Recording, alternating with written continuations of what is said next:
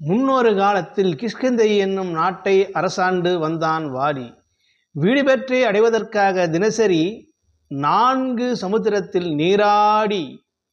நீராடிவிட்டு விதிப்படி நித்திய கர்மம் முடித்த பின்பு கைலைமலை சென்று முதலில் நந்திதேவரை வழிபட்டு அவரிடம் அனுமதி பெற்று பார்வதி சமேதமான சிவபெருமானை வழிபடுவது வழக்கமாக கொண்டிருந்தான்.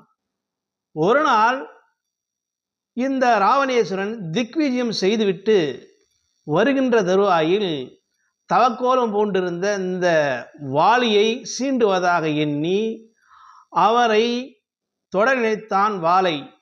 இந்த வாலி தன்னுடைய வாளால் ராவணனை ஒரே ஒரு சுருட்டாக சுருட்டி 4 சமுத்திரங்களை முழுகி எழுந்து இமயமலையில் இருக்கக்கூடிய சிவபெருமானை வழிபடுவதாக எண்ணி போனான் சிவபெருமானிடத்தில்.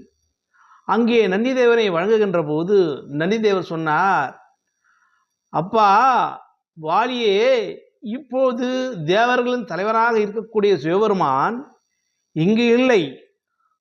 அதிகாபுரி என்கின்ற அந்த ஆதிபுரத்திற்கு சென்று இருக்கிறார் சிவபெருமான்.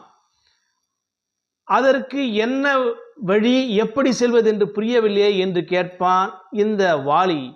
உன்னுடைய வாளில் கட்டி இருக்கிறாயே, இந்த ராவணனை கேள் சொல்லுவான் என்றான்.